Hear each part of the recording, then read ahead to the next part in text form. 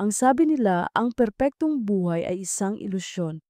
Pero sa loob ng 5 taon, pinaniwala ko ang sarili ko na ang ilusyon ko ay totoo.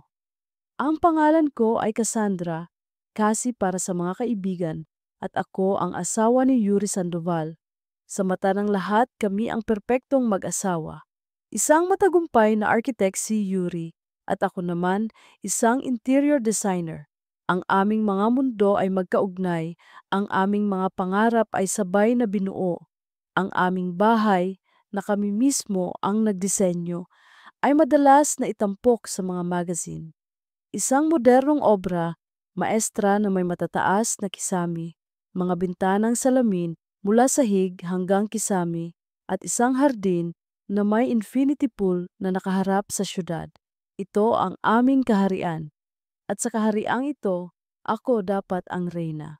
Cassie darling, you look stunning. Bati sa akin ng isang senadora sa isang charity ball na dinaluhan namin kagabi. You and Yuri are the perfect couple. Ngumiti ako, isang ngiting sanay na akong isuot na parang isang mamahaling bestida. Thank you, Senator. Hinawakan ko ang braso ni Yuri na nakatayo sa tabi ko, perpekto sa kanyang itim na tuksedo. Ngumiti rin siya, isang nangiting kayang magpatunaw ng kahit sinong babae. Pero ako, ang asawa niya, alam kong ang nangiting iyon ay hindi na umaabot sa kanyang mga mata. Hindi na katulad ng dati. Ang pag-ibig namin ni Yuri ay nagsimula na parang isang pelikula.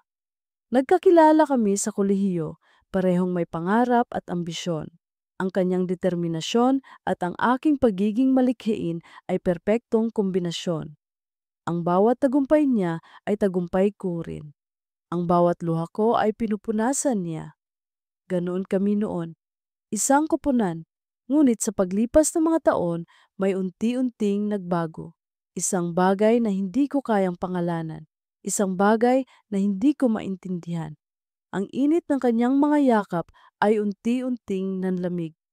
Ang lalim ng aming mga pag-uusap ay naging mababaw. Ang aming kwarto na dati isang pugad ng pagmamahalan ay naging isang malawak at malamig na espasyo sa pagitan naming dalawa. Pagod lang yan sa trabaho. Iyon ang laging sinasabi sa akin ng mga kaibigan ko. Lalaki yan, Cassie. Natural lang na minsan, mas focus sila sa career. Pinaniwalaan ko sila. Pinaniwalaan ko ang mga dahilan ni Yuri, ang mga biglaang overtime meeting, ang mga business trip na hindi ako pwedeng sumama, at nitong mga huling buwan, ang kanyang bagong libangan, ang gym. I need to stay fit, babe. Health is wealth, sabi niya. Halos gabi-gabi na siyang nasa gym. Uuwi siya ng 10 oras ng gabi, amoy mamahaling pabango na hindi pamilyar sa akin, at ang kanyang katawan ay pagod na pagod na.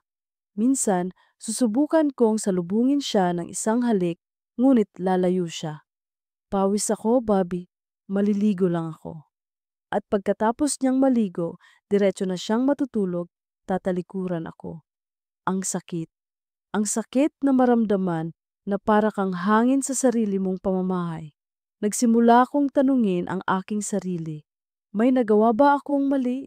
Hindi na ba ako kaakit-akit sa kanya? Tumaba ba ako? Ang bawat pagtingin ko sa salamin ay naging isang pagsusuri. Nagpa-parlor ako, nag-shopping ng mga bagong damit, sinubukan kong maging ang babaeng pinakasalan niya. Ngunit walang nagbago. Ang pader sa pagitan namin ay lalo lang tumataas. Ang aming ika-5 anibersaryo. Isang linggo na ang nakalipas. Pinaghandaan ko ito. Nagluto ako ng kanyang mga paboritong pagkain. Nag-ayos ako ng bahay, naglagay ng mga kandila at bulaklak. Nagsuot ako ng isang bestidang alam kong gusto niya. Hinintay ko siya. 8:00 ng gabi, nag-text ako. Asan ka na, Pab? Happy anniversary.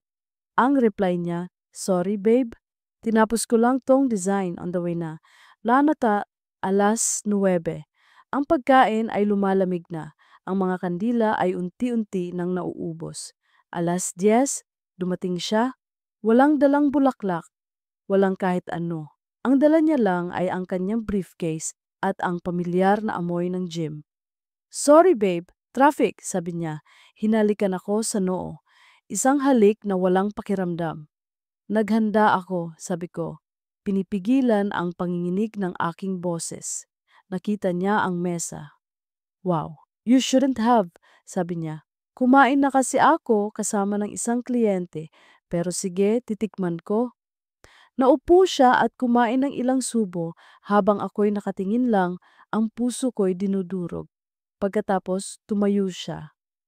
"May regalo ako sa'yo," sabi niya. Inabot niya sa akin ang isang maliit na kahon, isang mamahaling key o wintas na may diamante. Maganda.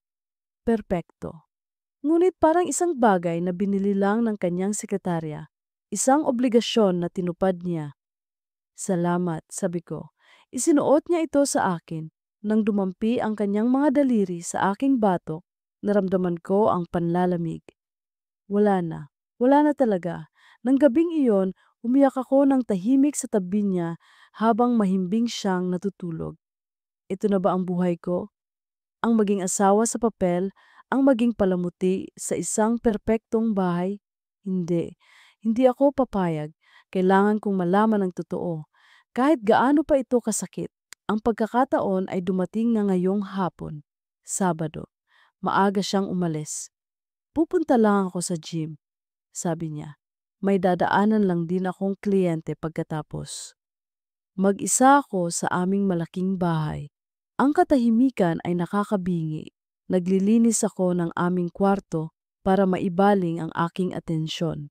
Inaayos ko ang mga gamit niya sa ibabaw ng kanyang bedside table nang biglang umilaw ang kanyang telepono na naiwan niya sa pagmamadali. Isang mensahe mula sa isang numerong hindi nakasave. Ang puso ko'y nagsimulang kumabog ng mabilis. Ang aking isip ay sumisigaw, "Huwag, respetuhin mo ang privacy niya." Ngunit ang aking puso, na pagod na sa kasinungalingan at pag-aalinlangan, ay bumubulong, "Tingnan mo, karapatan mong malaman." Nanalo ang aking puso. Alam ko ang password niya, ang kaarawan ko, isang mapait na kabalintunaan. Nanginginig kong binuksan ang telepono. Hinanap ko ang mensahe. Ang mensahe ay simple lang. "Grabe yung workout natin kanina. See you later, same place." Ang nagpadala ay may pangalang Alex. Walang apelido. Alex. Isang pangalan na pwedeng babae o lalaki. Tiningnan ko ang picture sa profile. Walang picture, hindi ito sapat na ebidensya. Baka kaibigan niya lang talaga sa gym. Pero ang same place ay umuulit sa aming pag-uusap. At ang later. Aalis na naman ba siya mamayang gabi? Nag-scroll ako sa kanilang mga naunang pag-uusap. Mga usapan tungkol sa ehersisyo, tungkol sa pagkain. Mukhang normal, ngunit habang pababa ako ng pababa, nag-iiba ang tono. "Ang galing ng porma mo kanina." Lumingon lahat. "Salamat, ikaw din naman. Missed you last night." At pagkatapos isang mensahe mula kay Yuri na nagpatigil sa aking paghinga. "Yuri, ako rin. Sana ikaw na lang ang kasama ko sa anniversary dinner ko kagabi." Ang dugo ko'y parang naging yelo. Ang gabing iyon, ang gabing umiiyak ako. May iba siyang gustong makasama. Ang aking mga daliri ay nagpatuloy sa pag-scroll na para bang may sarili silang isip. Gusto ko nang tumigil ngunit hindi ko magawa. Kailangan kong makita ang lahat. At nakita ko nga. Mga litrato. Ang una ay litrato ng isang lalaki sa gym. Nakatalikod, ngunit ang katawan maskulado. Sa ilalim may kapsyon mula kay Yuri, "Looking good." Ang sumunod na litrato ay nagpabagsak sa aking mundo. Isang selfie, dalawang tao. Ang lalaking si Alex nakangiti at sa tabi niya nakangiti rin ay ang asawa ko, si Yuri. Ang nangiti ni Yuri sa litratong iyon ang ningiting matagal ko nang hindi nakikita. Ang nangiting para sa akin lang dati. Magkaakbay sila. Masaya. Hindi ito litrato ng magkaibigan lang. Ito ay litrato ng dalawang taong may malalim na koneksyon. Patuloy akong nag-scroll, ang aking mga mata ay basa na ng luha. Mga mensaheng puno ng mga emoji ng puso, mga tawagan ng baby at hon, mga plano ng pagkikita. At ang pinakamasakit sa lahat, isang video. Pinindot ko ito, isang maikling video na kuha sa loob ng isang kotse. Gabi. Si Yuri ang nagmamaneho at sa passenger seat si Alex. Nagtatawanan sila. Pagkatapos, huminto si Yuri sa isang madilim na lugar. Humarap siya kay Alex at sa harap ng kamera ng telepono, hinalikan niya ito. Isang halik na puno ng pagnanasa. Isang halik na matagal na niyang ipinagkait sa akin. Nabitawan ko ang telepono. Bumagsak ito sa malambot na carpet. Ngunit ang tunog ng pagbagsak nito ay parang isang pagsabog sa aking pandinig. Ang lahat ng piraso ay nagdikit-dikit. Ang panlalamig niya, ang pag-iwas, ang gym, ang mga gabing wala siya, ang pabango, ang kawalan ng pagnanasa sa akin. Hindi dahil sa may iba siyang babae, kundi dahil ang gusto niya ay lalaki. Ang asawa ko, ang perpekto kong asawa, ang lalaking pinakasalan ko at pinangakuan ng habang buhay. Si Yuri. Bading siya. Ang katotohanan iyon ay isang tsunami na rumagasa at winasak ang lahat ng pinaniniwalaan ko. Ang 5 taon ng aming pagsasama. Isang kasinungalingan. Ako. Isang malaking kasinungalingan. Narinig ko ang tunog ng shower mula sa aming banyo. Kakatapos lang maligo ni Yuri at anumang sandali lalabas na siya. Haharapin niya ako at kailangan kong harapin ang katotohanang ang buong buhay ko ay isang perpektong pagkukunwari. Ang tunog ng pagbukas ng pinto ng banyo ay parang isang putok ng baril na bumasag sa nakakabinging katahimikan. Lumabas si Yuri. May tuwalya sa kanyang baywang. Ang buhok ay basa pa at ang kanyang mukha ay presko. Ngumiti siya nang makita niya ako. "Hey babe, akala ko nasa baba ka," sabi niya. Ngunit nang makita niya ang aking mukha, ang mga luhang dumadaloy sa aking pisngi, ang kawalan ng buhay sa aking mga mata, ang kanyang mga ngiti ay biglang nawala. Sinundan niya ang direksyon ng aking tingin, pababa sa sahig kung saan nakasalampak ang kanyang telepono. Sa isang iglap, naintindihan niya. Nakita ko ito sa kanyang mga mata. Ang gulat, ang pagkatakot, at ang huli, ang isang uri ng pagtanggap na parang isang kriminal na sa wakas ay nahuli na. Wala nang takbuhan. Kasi, yun lang ang nasabi niya. Ang boses niya ay halos hindi marinig. Dinampot ko ang telepono. Tumayo ako at humarap sa kanya. Hindi ko na kailangang buksan pa ito. Ang imahe ng halik nila ay nakatatak na sa aking isipan. "Sino si Alex?" tanong ko. Ang boses ko ay kalmado. Isang nakakatakot na kalamigan ang bumalot sa akin. Tinatabunan ang nagngangalit na bulkan sa aking kalooban. Hindi siya sumagot. Napayuko siya, hindi kayang salubungin ang aking mga mata. "Sumagot ka!" Sigaw ko at ang bulkan ay nagsimula ng sumabog. "Sino si Alex, Yuri? At huwag na huwag mo akong sasagutin na kaibigan mo lang siya sa gym." Naglakad siya palapit sa kama at naupo. Ang kanyang mga siko ay nakapatong sa kanyang mga tuhod. Ang kanyang mukha ay nakatago sa kanyang mga palad. At doon, sa harap ko ang matipuno at perpekto kong asawa ay nagsimulang umiyak. Isang pag-iyak na hindi ko pa nakikita kailanman. Isang pag-iyak na puno ng sakit at hiya. "Patawarin mo ko kasi," sabi niya sa pagitan ng mga hikbi. "Patawarin mo ko." "Patawad para saan, Yuri?" Lumapit ako sa kanya, ang galit ko ay humahalo sa pagkalito. "Patawad dahil may kabit ka o patawad dahil ang kabit mo lalaki?" Ang huling salita ay binitawan ko na parang isang sumpa. At sa pagbitaw ko noon, naging totoo ito. Tumingala siya sa akin. Ang kanyang mukha ay basang-basa ng luha. "Hindi ko sinasadya, Cassie. Maniwala ka, sinubukan ko." "Sinubukan mo?"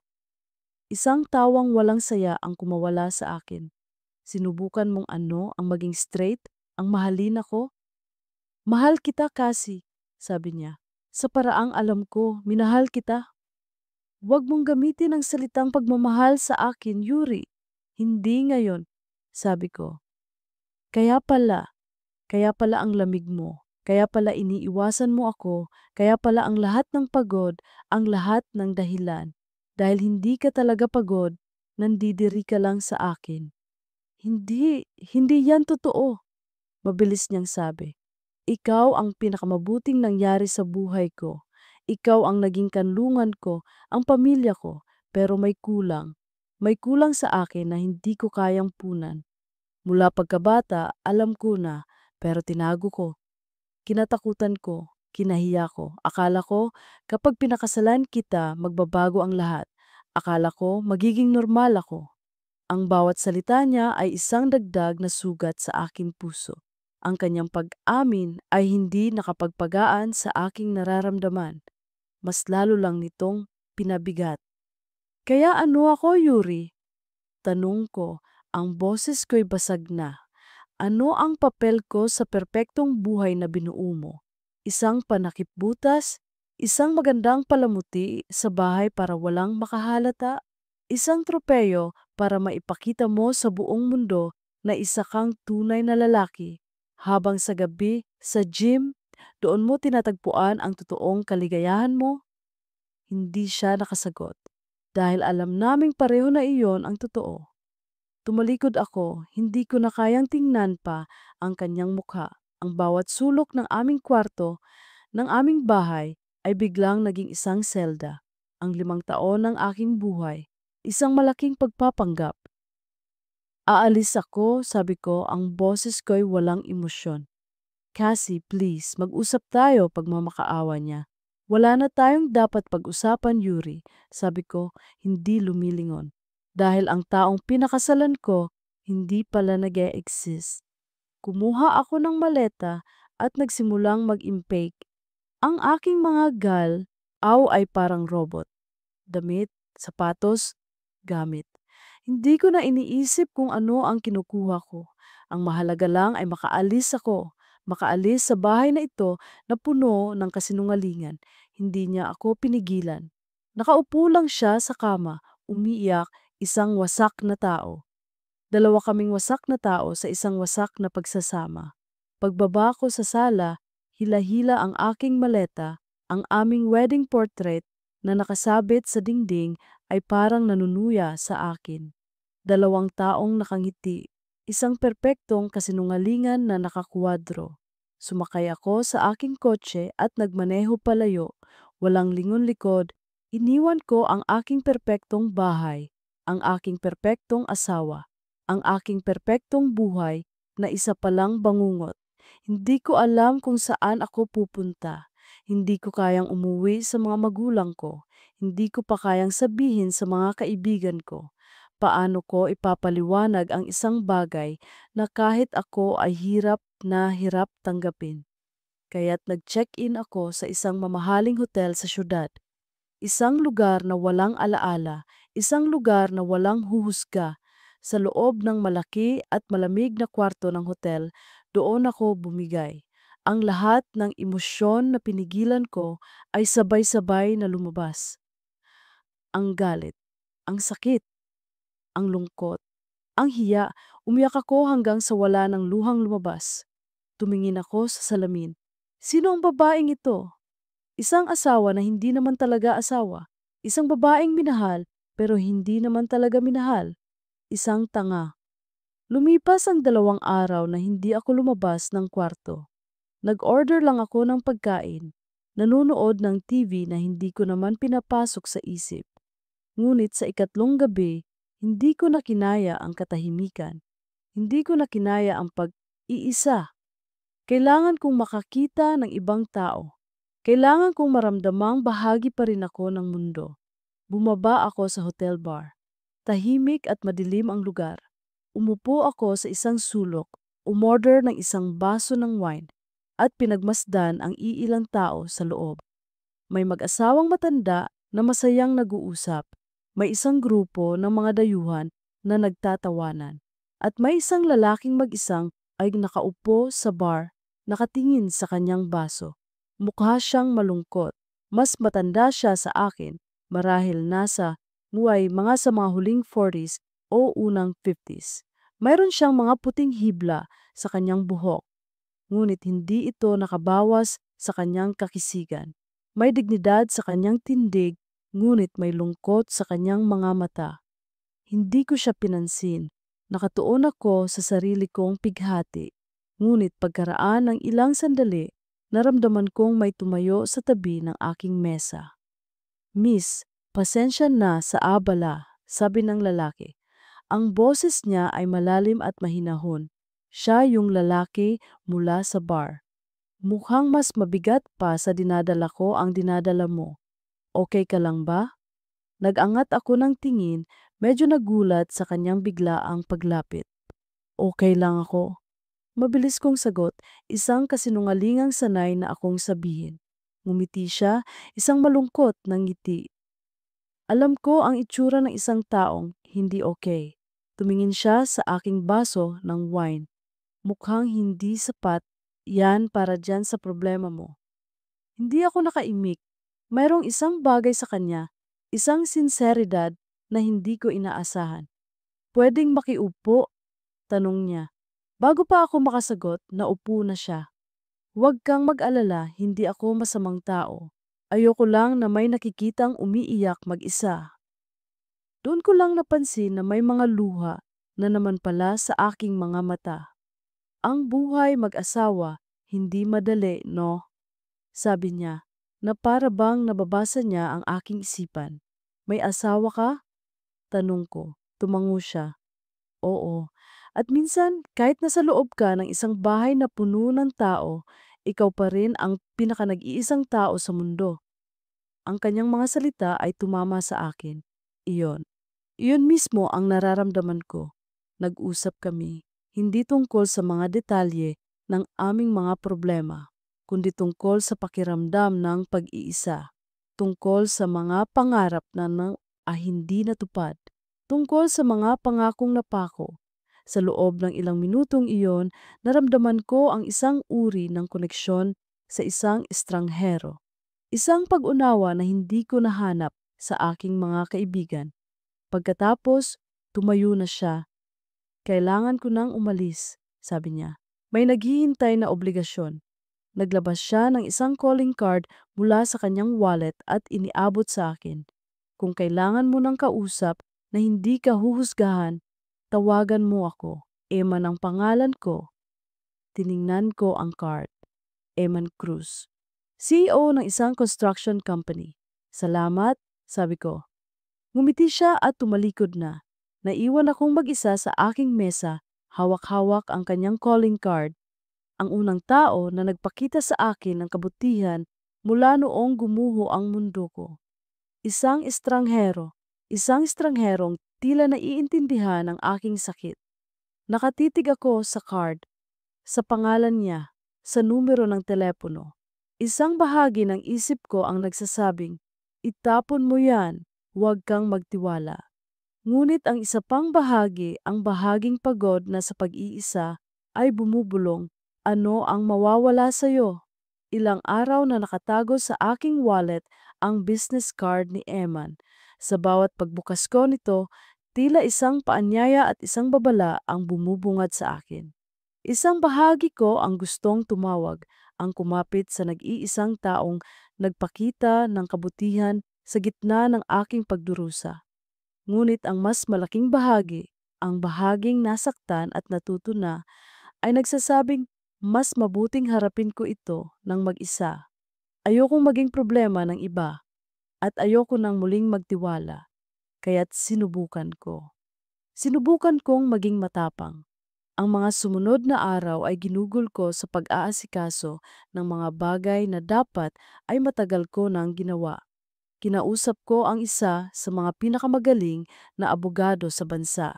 Isang babaeng matalas at walang kinatatakutan. Nang ikwento ko sa kanya ang sitwasyon, walang bahid ng gulat sa kanyang mukha. Tumingin lang siya sa akin at sinabing, "This is grounds for annulment." Mas madali ito kaysa sa inaakala mo, Mrs. Sandoval. Ang tanong lang, handa ka ba? Hindi ko alam kung handa ako. Ang pagsasampa ng annulment ay ang pinal na paglalagay ng selyo sa aking kabiguan. Ito ang pag-amin sa buong mundo na ang perpekto kong buhay ay isang malaking kasinungalingan. Naghahanap din ako ng sarili kong apartment, isang maliit na condo unit na may tanawin ng syudad, malayo sa bahay na minsan kong tinawag na tahanan. Habang tinitingnan ko ang mga bakanting pader, hindi ko maiwasang isipin kung paano ko ito pupunuin. Dati, ang bawat sulok ng bahay namin ni Yuri ay puno ng mga alaala. Ngayon, kailangan kong magsimula sa isang blankong espasyo. Mag-isa. Ang pinakamahirap sa lahat ay ang pagsasabi sa aking matalik na kaibigan na si Bianca. Nagkita kami sa isang tahimik na restaurant. Alam niya agad na may problema. Kasi, ano nangyari? Bakit ka na sa hotel? Nag-away ba kayo ni Yuri? Sunod-sunod niyang tanong. Huminga ako ng malalim. Bianca, hiwalay na kami. Nanlaki ang kanyang mga mata. Ano? Bakit? May babae ba siya? Ang kanyang boses ay puno ng galit, handa ng kampihan ako. Umiling ako. Sana ganoon na lang kadali. At doon, sa harap ng aking kaibigan, sinabi ko ang katotohanang pilit kong itinatago. Bading siya, Bianca, ang asawa ko. Natigilan si Bianca. Ang galit sa kanyang mukha ay napalitan ng pagkalito at pagkatapos ay ng awa. Isang awa na mas masakit pa sa anumang sigaw o mura. Niyakap niya ako. Umiyak ako sa kanyang balikat. Ngunit kahit sa yakap ng aking matalik na kaibigan, naramdaman ko pa rin ang pag-iisa. Paano niya maiintindihan ang isang sakit na napakakomplikado? Paano niya maiintindihan ang pakiramdam na ang buong pagkababae mo ay kinuwestiyon? Isang linggo ang lumipas. Ang buhay ko ay naging isang routine ng pag-iyak sa gabi at pagpapanggap na matatag sa umaga. Isang hapon, hindi ko na kinaya ang 4 na sulok ng aking hotel room. Nagpunta ako sa isang coffee shop na malapit. Isang lugar na tahimik. Umupo ako sa isang sulok, nagbasa ng libro at sinubukang kalimutan ang lahat kahit pansamantala. Cassandra? Nagangat ako ng tingin, nakatayo sa harap ng aking mesa, suot ang isang business suit, ay si Iman, ang estranghero mula sa bar. Eman, sabi ko, nagulat. Anong ginagawa mo dito? May meeting lang ako sa kabilang building. Ngumiti siya. Ikaw, mukhang mas maayos ka na ngayon kaysa noong huli tayong magkita. Mukha lang yon, tapat kong sagot. Pwede ba ulit akong makiupo? Tanong niya. Sa pagkakataong ito, hinintay niya ang aking pagtango bago siya umupo. Hindi mo ko tinawagan. Nahihiya ako, pag-amin ko. Ayokong maging abala. Ang pakikinig sa isang taong nangangailangan ay hindi abala, sabi niya. Minsan, ito'y isang paalala na hindi lang ikaw ang may pasanpasan sa mundo. Nag-usap kami. Sa pagkakataong ito, mas maluwag, mas komportable. Ikinuwento ko ang tungkol sa paghahanap ko ng apartment, tungkol sa pakikipag-usap ko sa abogado. Hindi ko pa rin sinabi ang tunay na dahilan, ngunit ahagi ko ang pakiramdam. Para akong isang multo sa sarili kong buhay, Iman. Sabi ko, lahat ng pinaniniwalaan ko biglang naglaho. Ngayon, hindi ko na alam kung sino ako. Tumingin siya sa akin, ang kanyang mga mata ay puno ng pag-unawa. Alam ko ang pakiramdam na yan. Ang magising isang araw at ma-realize mo na ang taong katabi mo sa kama ay mas malayo pa sa iyo kaysa sa isang estranghero sa kalsada. Doon, nag-umpisa siyang magkwento tungkol sa sarili niya. Tungkol sa kanyang asawang si Audrey. Hindi niya ito siniraan.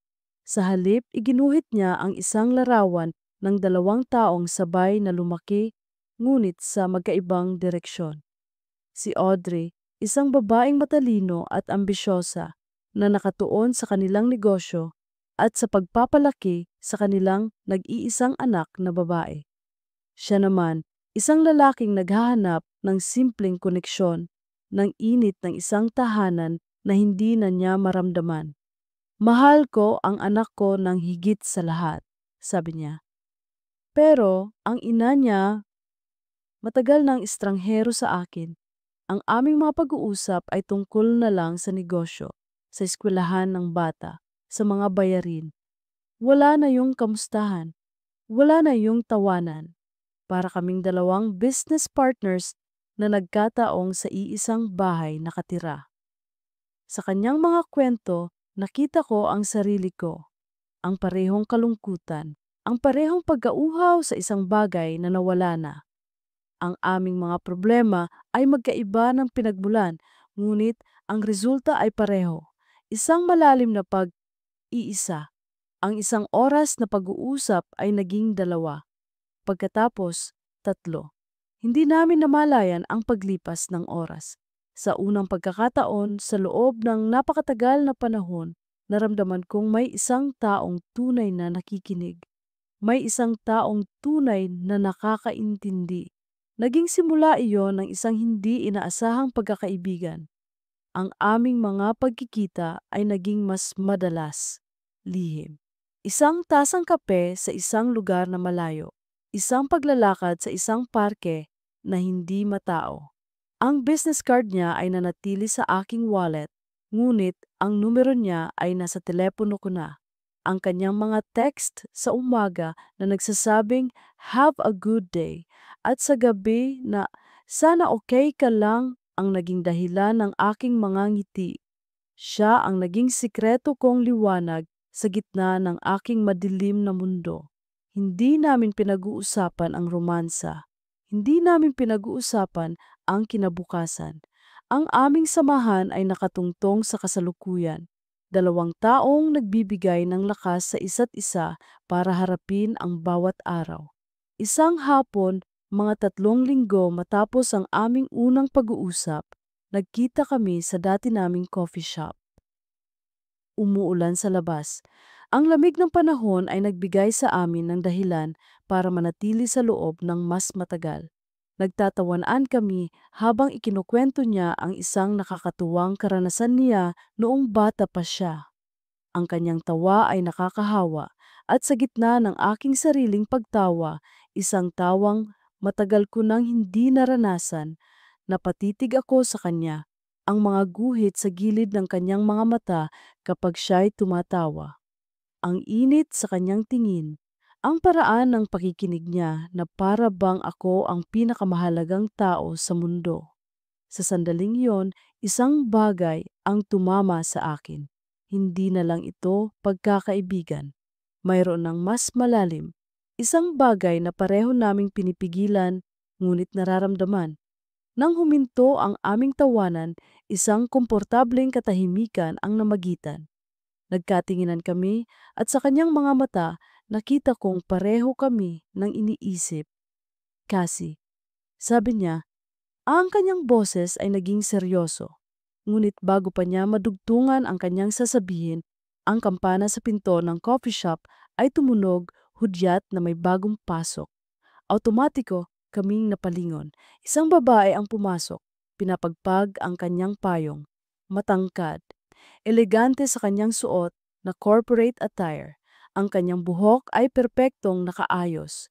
Ang kanyang mukha ay maganda, ngunit matapang. May dala siyang aura ng kapangyarihan at kumpiyansa. Naglakad siya papasok at ang kanyang mga mata ay tila sinusuri ang buong lugar. Hanggang sa huminto ang kanyang tingin sa aming mesa. Sa kanya, kay Iman. Nakita ko ang pagbabago sa mukha ni Iman. Ang init at saya ay biglang naglaho, napalitan ng pagkagulat at tensyon. Umayos siya ng upo, ang kanyang buong katawan ay naging alerto. Ang babae ay nagsimulang maglakad papalapit sa aming direksyon. Ang kanyang mga mata ay hindi na inaalis kay Eman. Pagkatapos, ang kanyang matalas na tingin ay lumipat sa akin. Isa ng tingin na puno ng pagsusuri, malamig at matalim. Naramdaman ko ang panliliit sa aking kinauupuan. Kasi narinig kong sabi ni Eman, ang kanyang boses ay mahina at pilit. Si Audrey. Huminto ang paghinga ko. Asawa ko. Ang babae ay nakatayo na ngayon sa harap ng aming mesa, hindi nagsasalita. Ang kanyang mga mata ay parang dalawang punyal na nakatarak sa aming dalawa. Ang sikreto naming mundo, ang aming munting santuwaryo, ay bigla na lang gumuho. Ang babaeng dati isang pangalan lang sa kanyang mga kwento ay totoo. At nasa harapan ko na siya ngayon, ang legal na asawa, handang ipaglaban kung ano ang sa kanya. Ang katahimikan sa coffee shop ay biglang naging mabigat, na parang ang hangin ay napuno ng hindi nakikitang lason. Nakatayo si Audrey sa harap namin, isang reyna na tinitingnan ang dalawang hamak na alipin. Ang kanyang mga mata na kulay madilim na tsokolate ay nakatuon kay Eman, ngunit ramdam na ramdam ko ang dulo ng kanyang tingin na nakatarak sa akin. Eman darling, sabi ni Audrey. Ang kanyang boses ay kasing kinis ng seda, ngunit kasing talim ng bubog. So this is your client meeting? How productive. Nakita ko ang paglunok ni Eman. Tumayo siya, inilagay ang sarili sa pagitan namin ni Audrey. Isang kilos na parehong proteksyon at pagtatanggol. Audrey, what a surprise! Anong ginagawa mo dito? My meeting was cancelled. I decided to get coffee. Sagot niya. Ang kanyang tingin ay hindi pa rin inaalis sa akin. Para niya akong sinusuri, hinuhusgahan, at sa huli, binabaliwala. Aren't you going to introduce me to your client? Audrey, this is Cassandra Sandoval, sabi ni Eman. Ang kanyang boses ay formal. Cassie, this is my wife, Audrey. Ah, Sandoval, sabi ni Audrey, isang bahagyang pagtaas ng kanyang kilay ang tanging reaksyon. The interior designer. I've seen your work. It's competent. Ang salitang competent ay binitawan niya na parang isang insulto. Tumayo ako, ang aking mga kamay ay nanginginig. Ang kahihiyan ay parang isang mainit na likidong gumagapang sa aking buong katawan. Sa mga mata ng babaeng ito, ako ang kontrabida. Ako ang ahas. Kahit na sa mga sandaling iyon, isang malinis na pagkakaibigan pa lang ang namamagitan sa amin ni Iman. I have to go, sabi ko. Ang boses ko'y halos pabulong. Kinuha ko ang aking bag. Nice to meet you, Mrs. Cruz. Hindi ko na hinintay ang kanilang sagot. Mabilis akong naglakad palabas ng coffee shop, palayo sa kanilang dalawa, palayo sa nakakapasong tingin ni Audrey. Paglabas ko, doon ko lang naramdaman na hindi pala ako humihinga. Sumakay ako sa unang taxi na dumaan. Sa loob, habang dumadaloy ang mga luha sa aking pisngi, isang katotohanan ang sumampal sa akin. Kahit anong gawin ko, sa mata ng batas at ng lipunan, asawa pa rin siya ni Iman. At ako ang tagalabas. Nang gabing iyon, tinawagan ako ni Eman. Cassie, I'm so sorry. Sabi niya, ang kanyang boses ay puno ng pagsisisi. Hindi dapat nangyari yon. Hindi ko alam na susundan niya ako. Hindi mo kasalanan, Eman. Sabi ko, kasalanan ko. Hindi dapat ako nakikipagkita sa isang lalaking may asawa. Hindi pagkikita yon kasi pag-uusap, pagtatama niya. At sa tingin ko pareho nating kailangan yon. Nagkaroon ng mahabang katahimikan. Nag-away kami, pag-amin niya, isang malaking away. Isinumbat niya ang lahat, ang panlalamig ko raw, ang pagiging malayo ko. Hindi ko masabi sa kanya ang totoo, na ang dahilan kung bakit ako malayo ay dahil sa kanya, sa kawalan niya ng pakiramdam. Eman, siguro dapat itigil na natin to, sabi ko, kahit na ang puso ko ay sumisigaw ng huwag. Gulo lang ang idudulot nito. Huli na kasi, sabi niya. Dahil sa'yo, naramdaman ko ulit maging buhay. Sa'yo, naramdaman kong may nakikinig. Hindi ko kayang basta na lang itigil yon. Ikaw, kaya mo ba? Hindi ako nakasagot. Dahil ang totoo, hindi ko rin kaya. Siya ang naging hangin ko sa panahong ako'y nalulunod. Ang insidenteng iyon, sa halip na maglayo sa amin, ay lalo pa kaming pinaglapit.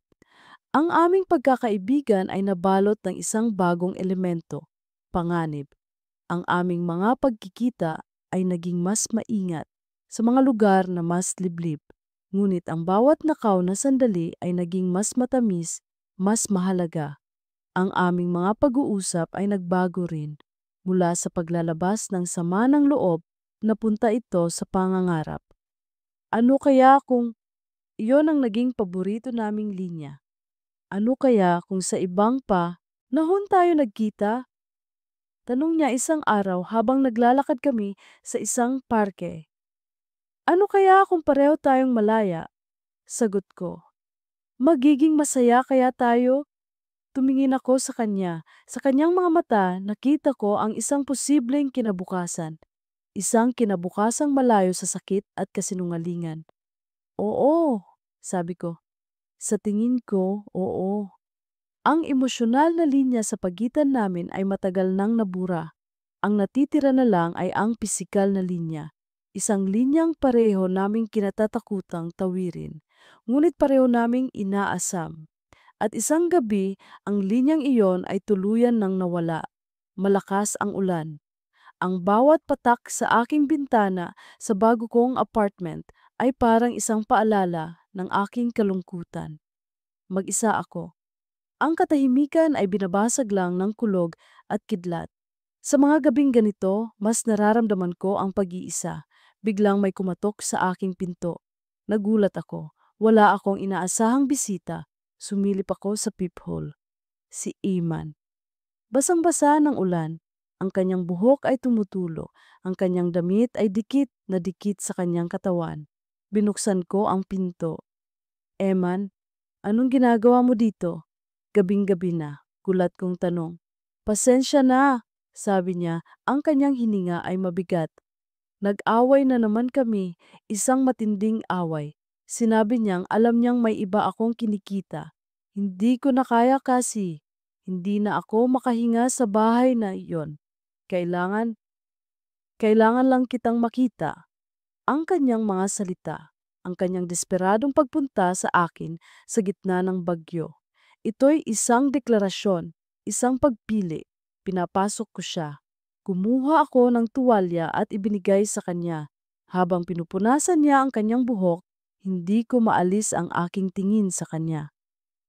Ang pagod sa kanyang mukha, ang sakit sa kanyang mga mata. Ang lahat ng gusto kong gawin ay yakapin siya at sabihing magiging okay ang lahat. Salamat, sabi niya. Gusto mo ba ng kape? Alok ko, umiling siya. Ang gusto ko lang ay manatili dito, kahit sandali lang. Naupo kami sa sofa. Ang tanging ilaw ay nagmumula sa isang maliit na lampshade. Ang tunog ng ulan sa labas ang nagsilbing aming musika. Sinabi ko sa kanya na gusto ko nang makipaghiwalay. Sabi niya, bumasag sa katahimikan. Napatingin ako sa kanya. Anoong sabi niya? Tumawa siya. Sabi ni Eman, isang mapait na ngiti ang gumuhit sa kanyang labi.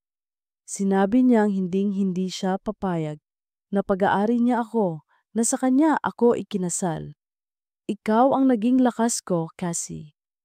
Pagpapatuloy niya, lumingon sa akin. Ikaw ang nagbigay sa akin ng tapang para sabihin sa kanya ang totoo. Dahil sa'yo, nalaman kong posible pa lang maging masaya. Ang kanyang mga mata ay puno ng isang emosyon na bago.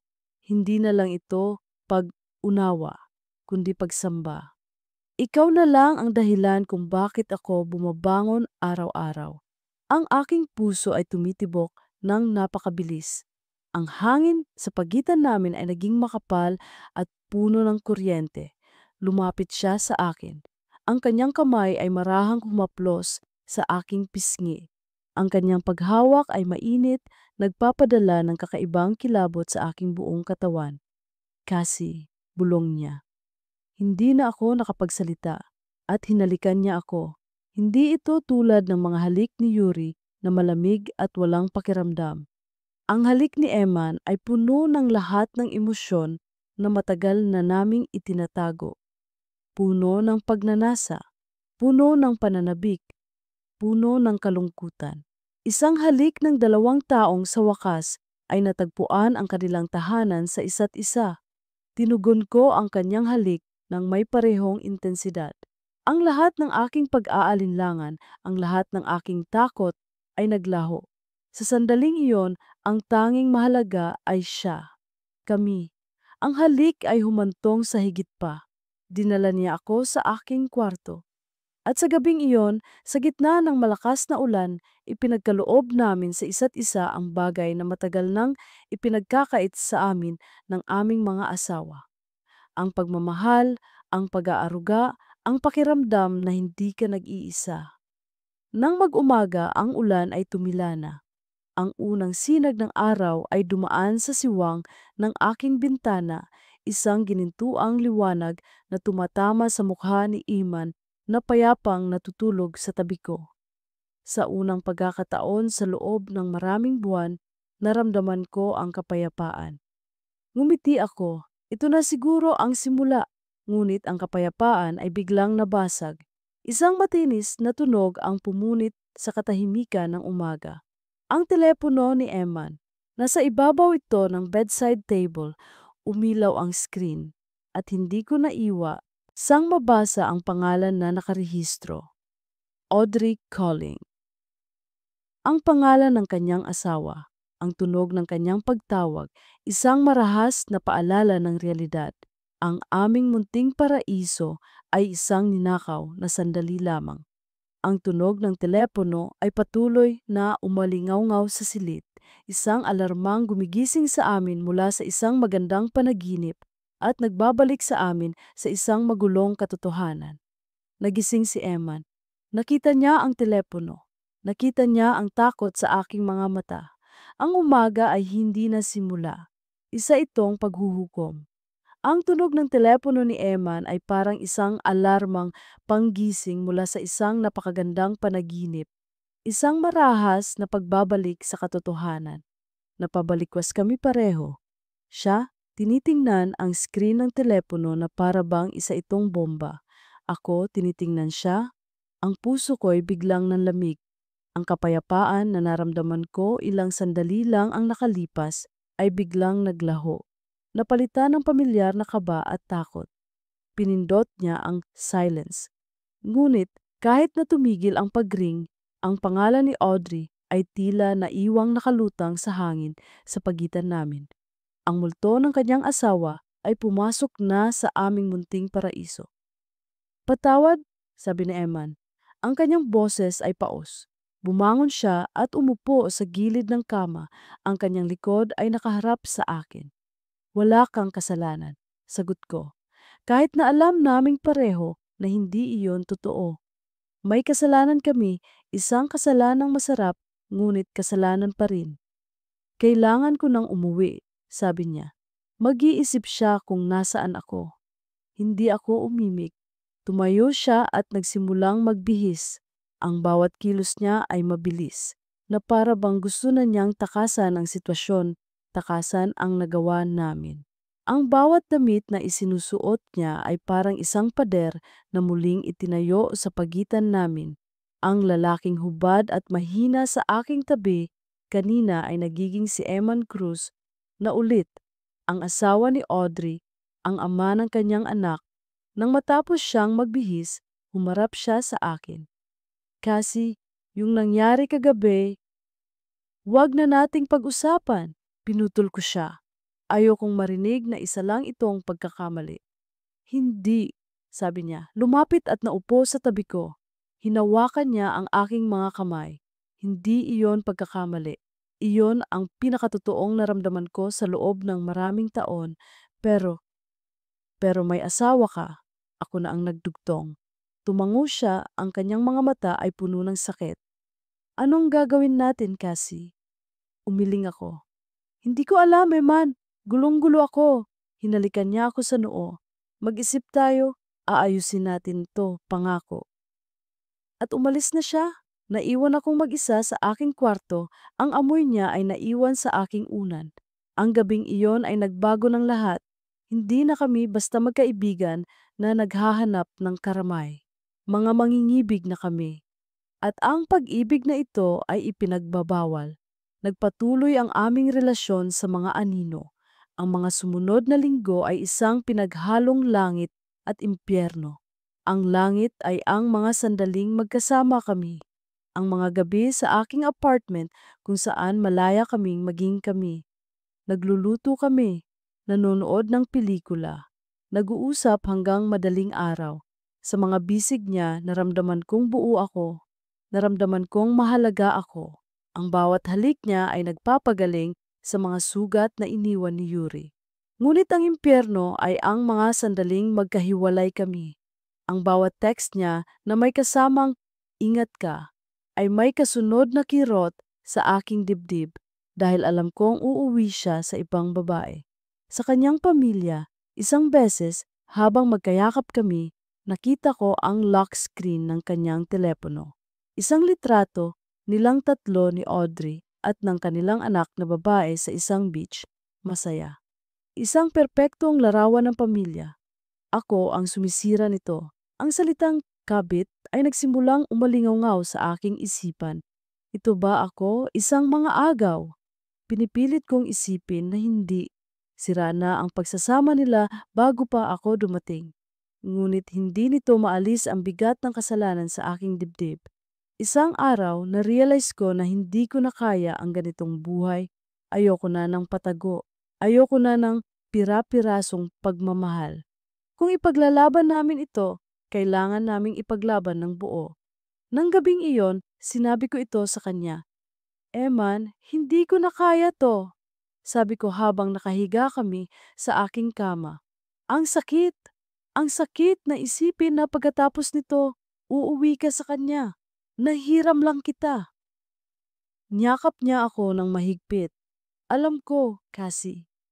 Araw-araw, inapatay rin ako ng sitwasyon na to. Ang mabuhay sa isang kasinungalingan. Kung mahal mo talaga ako, Eman, kailangan mong pumili. Sabi ko, ang mga luha ay nagsisimula ng mamuo. At kung hindi ako ang pipiliin mo, maiintindihan ko. Pero palayain mo na ako. Tinitigan niya ako ng matagal.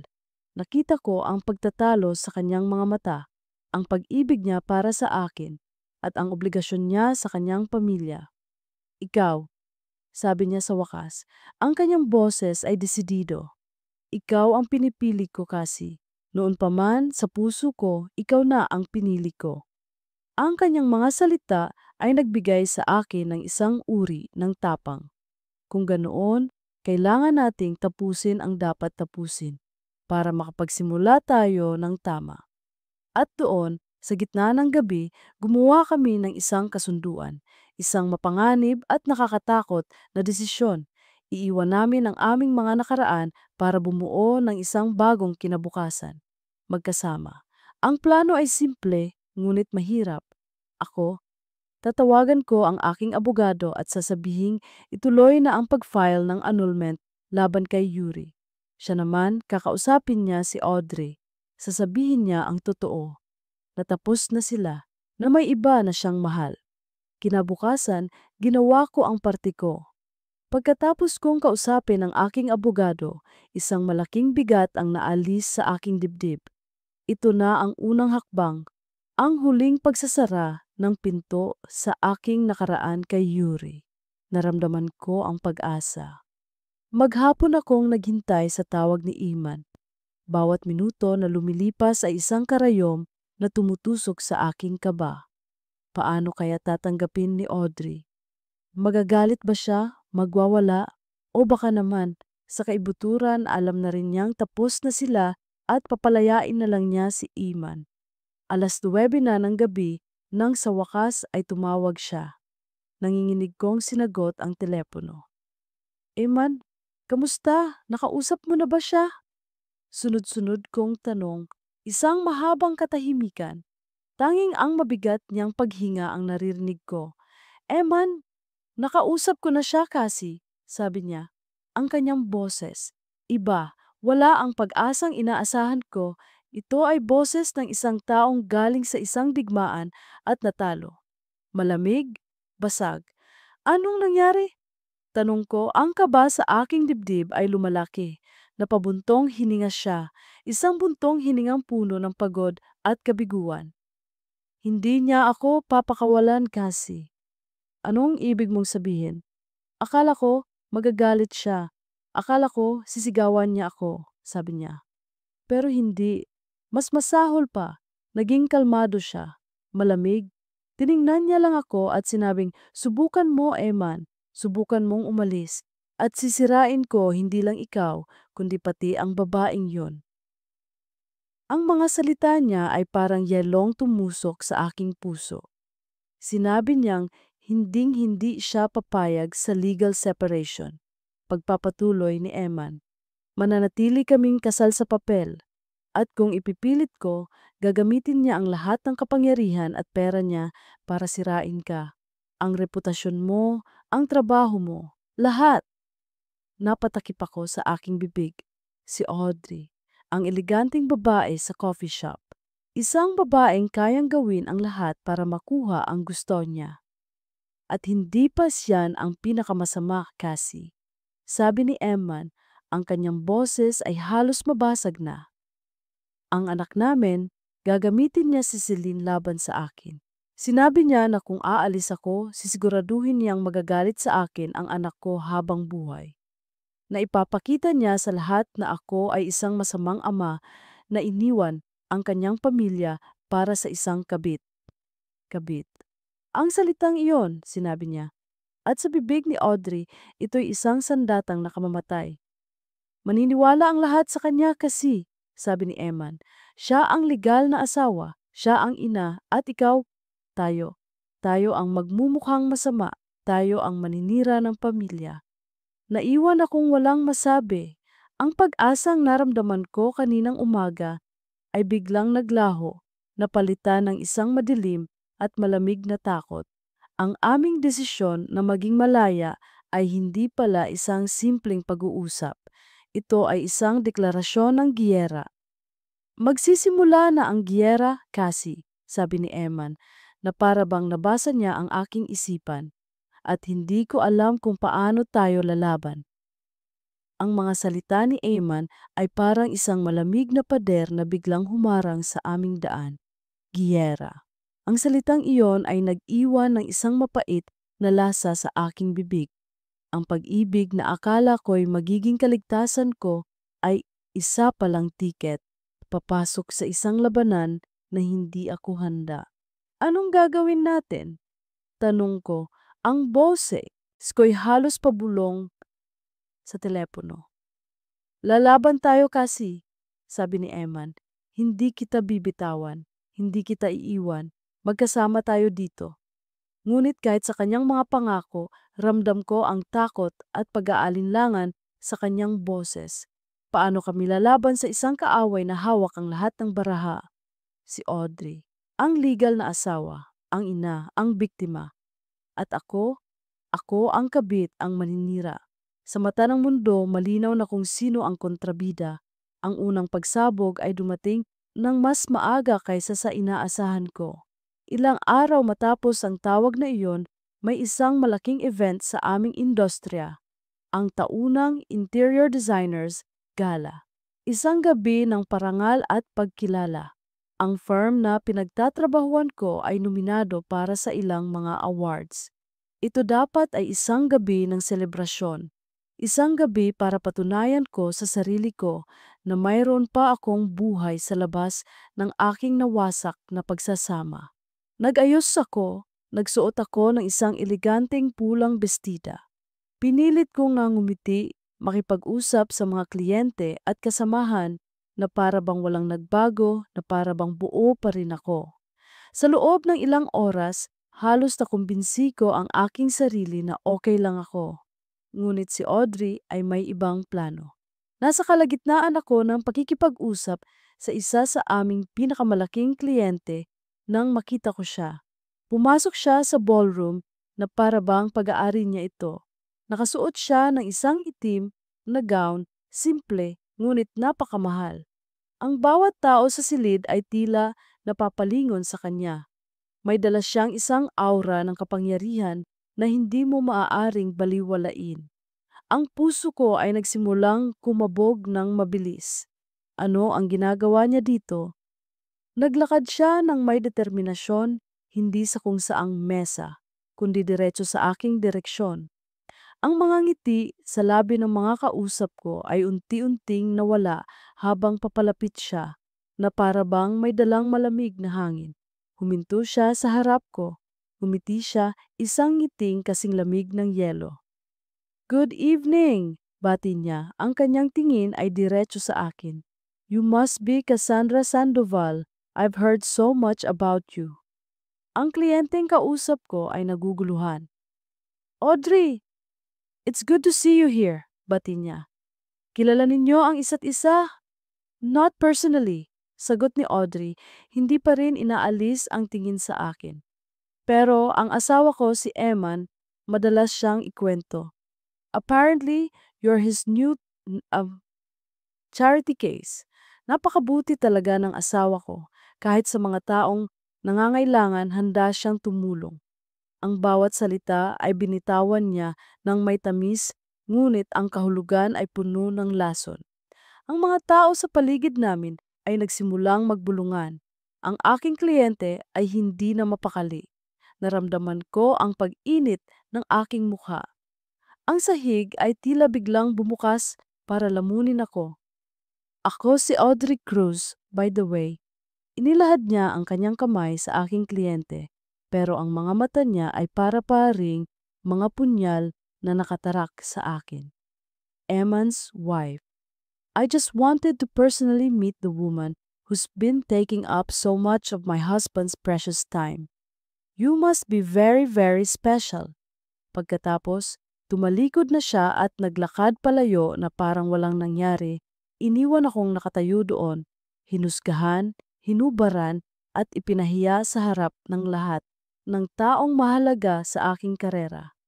Hindi ko na kinaya. Nagpaalam ako at mabilis na lumabas ng ballroom. Ang mga bulungan at mapanuring tingin ay sumusunod sa akin na parang mga anino. Sa loob ng banyo, doon ako napahagulgol. Ang unang atake ni Audrey ay perpekto. Hindi siya sumigaw, hindi siya nanakit, ginamit niya ang kanyang mga salita. At sa loob lang ng ilang minuto, sinira niya ang reputasyong iningatan ko ng maraming taon. Tinawagan ko si Eman. Sinabi ko ang nangyari. Narinig ko ang galit sa kanyang boses. "Pupuntahan kita," sabi niya. "Wag!" sigaw ko. "Lalo lang lalala ang lahat kapag nakita kayong magkasama." "Eman, hindi ko yata kaya to." "Kayanin mo kasi, kayanin natin," pagmamakaawa niya. Ang digmaan ay hindi lang nanatili sa mga social events. Lumipat ito online. Biglang may mga blind item na lumabas sa mga gossip blogs tungkol sa isang kilalang interior designer na mga agaw ng asawa ng isang bigating negosyante. Ang mga kaibigan ni Audrey sa social media ay sunod-sunod na nag-post ng mga litrato ng masayang pamilya ni na Eman at Audrey na may mga caption na tulad ng "This family is forever" at "The Height Sauce Wives Fight Back." Ang bawat post ay parang isang sampal. Ang bawat comment ay parang isang batong ipinupukol sa akin. Ako na ang kontrabida, ako na ang masama, at wala akong magawa kundi panoorin ang unti-unting pagkasira ng aking pangalan. "Kasi, ano ba tong pinasok mo?" sabi sa akin ni Bianca isang araw. Pumunta siya sa apartment ko, dala-dala ang isang bote ng wine at isang mukhang puno ng pag-aalala. Nabasa ko ang mga tsismis. Nakita ko ang mga posts. "Totoo ba?" Tumangulang ako. Napabuntong hininga siya at naupo sa tabi ko. "Kaibigan mo ko, kasi kaya sasabihin ko sa iyo ang totoo. Kalaban mo ang legal na asawa. May anak sila sa mata ng at kahit gaano pa kasama ang pagsasama nila, ikaw ang mali. Ikaw ang nanira."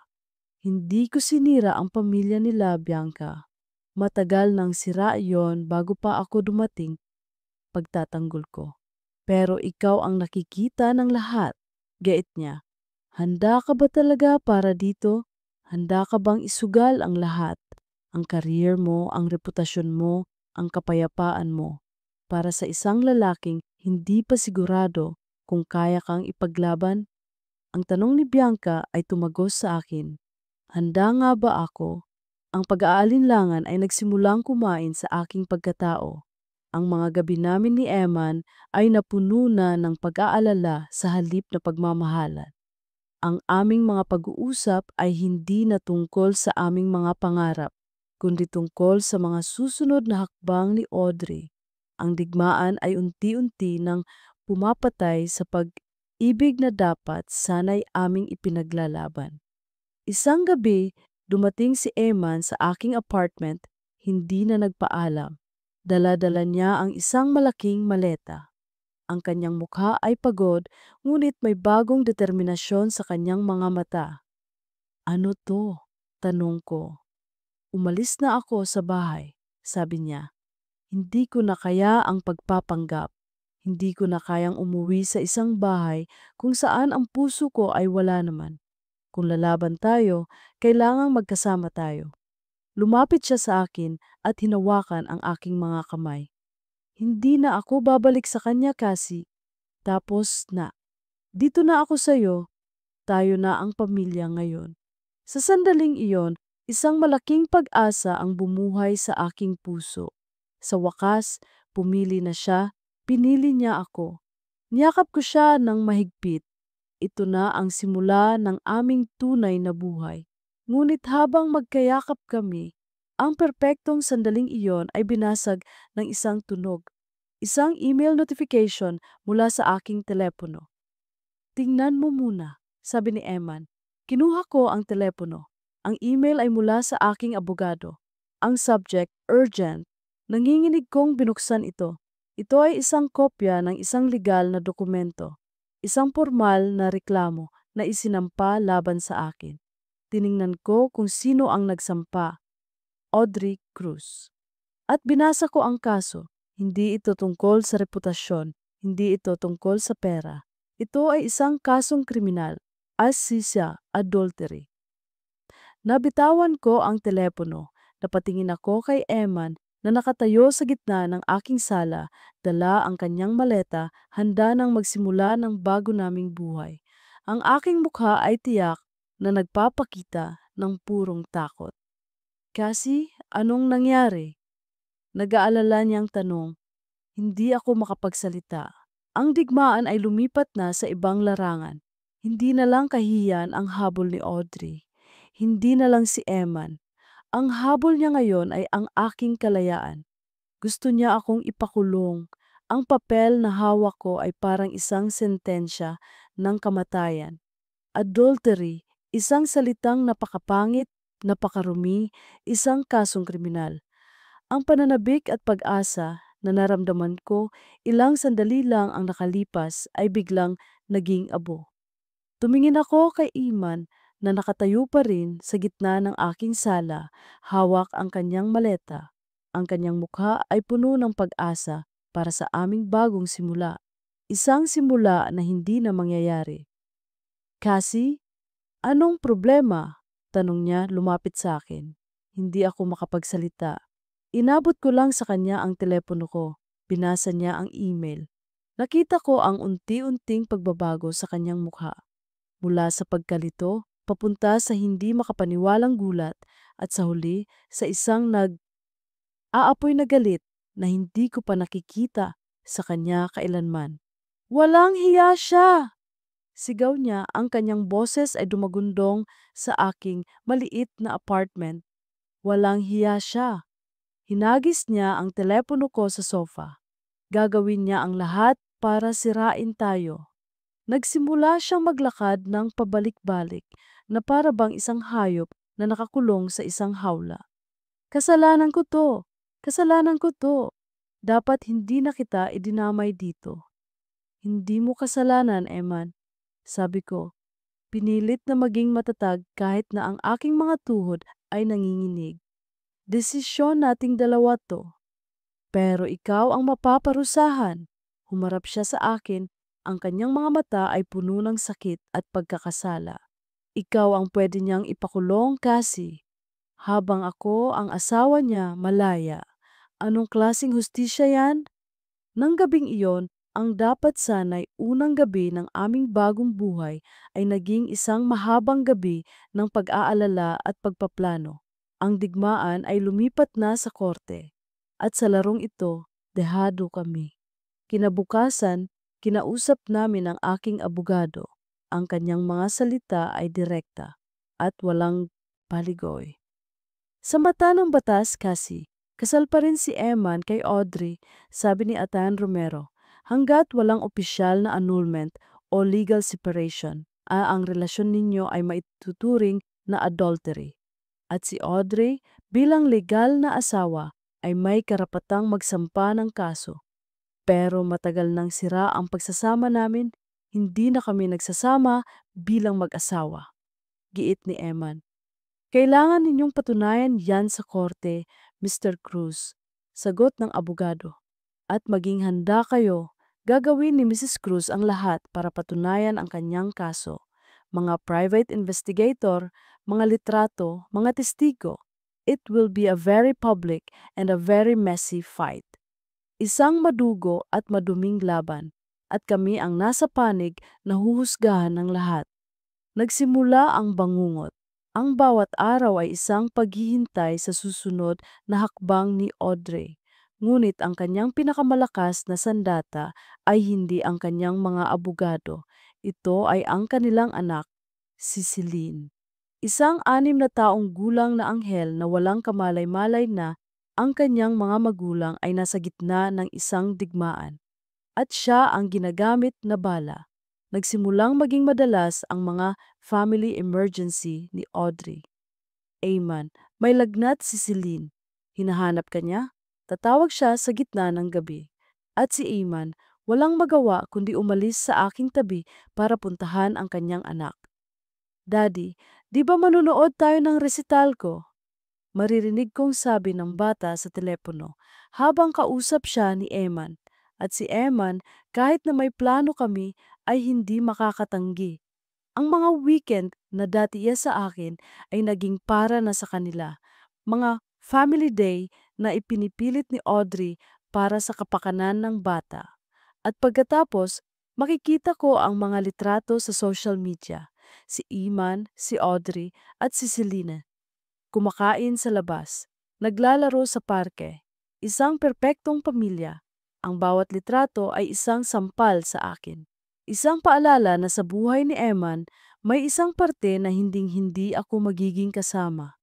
Ang aming apartment, na dapat sana'y aming kanlungan, ay naging isang lugar na lang ng paghihintay. Hihintayin ko siyang umuwi mula sa pagiging ama at asawa sa kabilang buhay niya. At pagdating niya, pagod na siya. Pagod sa pagpapanggap, pagod sa pag-arte, at pagod sa bigat ng pagkakasala. Kamusta ang pamilya? Minsan ay sarkastiko kong tatanungin. Cassie, please. Sasagutin niya. Huwag na nating pag-usapan. Ang aming mga pag-aaway ay naging mas madalas. Hindi na ito tungkol sa aming pagmamahalan, kundi tungkol sa aming sitwasyon. Tungkol kay Audrey. Tungkol kay Celine. Hanggang kailan magiging ganito, Eman? Tanong ko sa kanya isang gabi pagkatapos niyang muling umuwi ng hating gabi dahil sa isang emergency. Habang buhay na lang ba akong magiging pangalawa ang babae sa dilim? Hindi kasi, aayusin ko to, paulit-ulit niyang sinasabi. Ngunit paano? Paano niya aayusin ang isang bagay na legal at emosyonal na nakatali sa kanya? Isang gabi, habang naghahapunan kami, tumawag si Celine sa telepono ni Iman. Naka-video call. Hindi sinasadyang nakita ko ang mukha ng bata sa screen. Isang napakagandang bata na may mga mata ni Iman. Daddy, I miss you, sabi ng bata. When are you coming home? Mommy said you're just on a long business trip. Sabi niya, family tayo forever. Ang mga salitang iyon, mula sa isang inosenteng bata, family tayo forever. Para akong sinaksak, hindi ako kalaban ni Audrey. Ang kalaban ko ay ang konsepto ng isang buong pamilya at ang pangarap ng isang batang babae na magkaroon nito. Nang ibaba ni Eman ang telepono, nakita niya ang luha sa aking mga mata. Cassie, huwag, sabi ko tumayo. Pagod na ako, Eman. Pagod na ako. Pumasok ako sa kwarto at iniwan ko siyang mag-isa sa sala. Sa gabing iyon, natulog ako na may isang malaking tanong sa aking isipan. Ang pag-ibig ba namin ay sapat? Sapat ba ito para sirain ang puso ng isang bata? Ang kaligayahan ba namin ay katumbas ng pagwasak sa isang pamilya kahit gaano pa ito kasira sa simula? Nagsimula akong magduda. Nitong mga huling araw lagi akong nahihilo. Lagi akong nasusuka tuwing umaga. Akala ko dala lang ito ng stress, ng puyat, ng walang katapusang pag-aalala. Kasi namumutla ka, sabi sa akin ni Bianca nang magkape kami. Magpa-check up ka kaya? Baka kung ano na yan. Stress lang to, sabi ko. Kahit na, just to be sure, pagpilit niya. Para lang mapanatag siya, pumayag ako. Kumuha ako ng appointment sa isang maliit na klinika. Nagpakuha ako ng dugo. Sinabi ng doktor na tatawagan na lang daw ako para sa resulta. Nakalimutan ko na ito, sa dami ng problema, ang aking kalusugan ang huli sa aking mga prioridad. Ngunit isang hapon, habang nag-iisa ako sa apartment, nag-aayos ng mga gamit, tumawag ang klinika. Hello, is this Miss Cassandra Sandoval? Tanong ng isang boses ng babae. Yes, speaking. Tumatawag po ako mula sa klinik ni Dr. Reyes tungkol po sa resulta ng inyong blood test. Bigla akong kinabahan. Bakit? May problema ba? Congratulations po, ma'am, masayang sabi ng nurse. The result is positive. Natigilan ako. Positive? Positive sa ano? Narinig ko ang bahagyang pagtawa sa kabilang linya. You're 6 weeks pregnant, ma'am. Ang telepono ay halos malaglag mula sa aking nanginginig na kamay. Ang aking paligid ay biglang umikot. Napahawak ako sa dingding para suportahan ang aking sarili. Ang aking kamay ay dahan-dahang napunta sa aking tiyan. Buntis. Buntis ako. Ang digmaan ay hindi na lang tungkol sa akin, kay Iman at kay Audrey. Mayroon ng bagong kasama. Isang inosenteng buhay na nabuo sa gitna ng lahat ng gulo. Isang batang magiging kapatid sa anak ni Audrey. Isang batang magiging simbolo ng aming pagmamahalan at ng aming kasalanan. Paano ko ito sasabihin kay Eman at paano ito tatanggapin ni Audrey?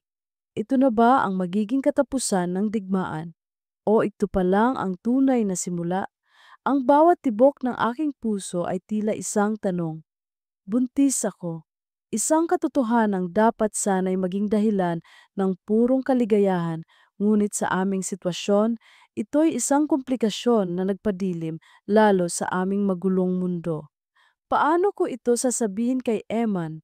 Paano namin haharapin ang isang bagong buhay kung ang kasalukuyan pa nga lang ay unti-unti na kaming sinisira? Nang gabing iyon, umuwi siya, pagod mula sa isang buong araw na pakikipag-usap sa kanyang mga abogado. Ang anino ng pagkatalo ay bakas sa kanyang mukha. Naupo siya sa aking tabi sa sofa, hindi nagsasalita, hinilot ang kanyang sentido. May pag-asa pa ba? Tanong ko. Umiling siya. Malakas ang kaso niya kasi. Sa mata ng batas siya ang biktima. Tayo ang mali. Huminga ako ng malalim. Ito na yon. Eman, sabi ko. May kailangan kang malaman. Lumingon siya, ang kanyang mga mata ay puno ng pag-aalala. Ano yon? Hindi ko masabi. Kaya't kinuha ko ang kanyang kamay at dahan-dahan kong inilagay sa aking tiyan. Naguluhan siya noong una. Ngunit nang makita niya ang mga luha sa aking mga mata at ang panginginig ng aking labi, unti-unti naintindihan niya. Nanlaki ang kanyang mga mata. Kasi, huwag mong sabihin na, tumango ako, 6 na linggo na. Ang reaksyon niya ay isang bagyo ng iba't ibang emosyon. Nakita ko ang isang kislap ng purong saya sa kanyang mga mata, isang hindi mapagkunwaring galak. Ngunit ang kislap na iyon ay mabilis na nilamon ng anino ng takot. Napatingin siya sa kawalan, ang kanyang isip ay tila lumilipad. Sinusubukang iproseso ang lahat. Isang anak sa akin, isang anak kay Audrey, isang buhay na pinipilit buuin, at isang buhay na sinisira. Diyos ko, bulong niya. Hindi ko alam kung ito'y isang dalangin o isang sumpa. Niyakap niya ako, isang yakap na puno ng pagmamahal, ngunit puno rin ng bigat. Magkakaanak tayo. Magkakaanak tayo. Ulit ko. At sa unang pagkakataon, ang katotohanan iyon ay nagbigay sa akin ng isang kakaibang tapang. Hindi na lang ito tungkol sa akin. Hindi na lang ito tungkol sa aming pagmamahalan. Mayroon ng isang inosenteng buhay na kailangan kong ipaglaban. Ang balita ng aking pagbubuntis ang naging panggatong na lalong nagpalala sa digmaan. Ngunit ito rin ang nagbigay sa amin ng iisang direksyon. Kailangan na itong matapos. Nagpatawag ng isang pagpupulong si Eman. Kaming tatlo. Siya, ako at si Audrey. Sa isang neutral na lugar, sa conference room ng opisina ng abogado ni Iman. Pagpasok ko sa silid, naroon na sila. Si Eman, nakaupo sa isang dulo ng mahabang mesa, mukhang pagod. Si Audrey, sa kabilang dulo, malamig at hindi matinag, kasama ang kanyang abogado. Ako umupo sa tabi ni Eman, ang aming nag-iisang sandata ay ang katotohanan. Salamat sa pagdating, Audrey, simula ni Eman. Hindi ako naparito para makipagkaibigan, Eman. Nandito ako para pakinggan kung paano mo sasabihin sa kabit mo na tapos na ang laro ninyo. Diretsong sabi ni Audrey, hindi man lang tumitingin sa akin. Hindi na ito laro, Audrey. Bini Eman, ang kanyang boses ay matatag. Buntis si Cassie. Ang katahimikan na sumunod ay nakakabingi. Nakita ko ang pagkunot ng noo ni Audrey, ang bahagyang panginginig ng kanyang kamay na nakapatong sa mesa. Tumingin siya sa akin sa unang pagkakataon. Isang tingin na puno ng galit, sakit at pagtataksil na napakalalim. Walang hiya ka, sabi niya. Ang kanyang boses ay isang pabulong na may kamandag. Hindi ka pa nakontento sa pag-agaw sa asawa ko. Ginamit mo pa ang isang bata para itali siya sa'yo. Hindi ko ginagamit ang anak ko. Sagot ko, ang tapang na naramdaman ko ay nagbigay sa akin ng boses. At hindi ko inagaw ang asawa mo, Audrey, dahil ang pag-ibig sa pagitan ninyo ay matagal nang wala bago pa ako dumating.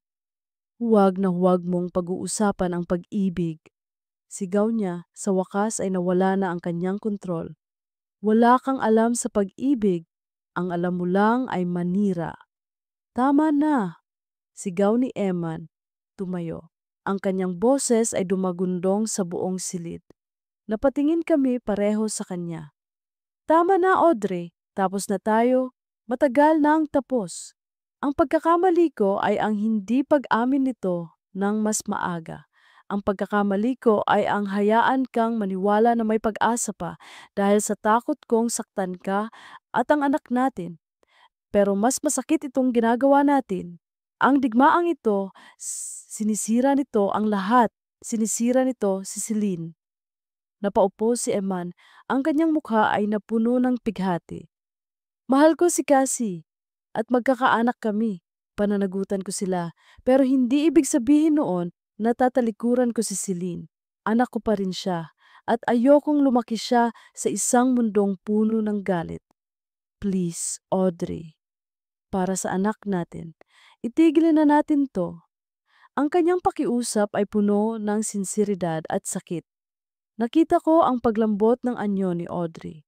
Ang galit sa kanyang mga mata ay unti-unting napalitan ng isang malalim na kalungkutan. Tumingin siya kay Eman, ang lalaking minsan niyang minahal, at marahil ay ngayon lang niya tuluyang nakita na wala na talaga. Ang pag-ibig na ipinaglalaban niya ay isang multo na lang. Tumayo siya. Iuurong ko ang kaso, sabi niya. Ang kanyang boses ay pagod na. Ibibigay ko sa iyo ang legal separation, pero may mga kondisyon. Walang nanalo sa digmaang iyon. Lahat kami ay natalo. Ibinigay ni Audrey ang kalayaan ni Eman kapalit ng halos lahat. Full custody kay Celine. Isang malaking halaga ng sustento. Ang mansyon. Karamihan sa kanilang mga ari-arian. Isang kasunduang malamig at praktikal. Nakuha ko si Eman. Ngunit ang aming pagsasama ay isinilang mula sa abo ng isang nasirang pamilya. Ang aming happily ever after ay may mga peklat. Lumipas ang 2 taon. Mommy, look!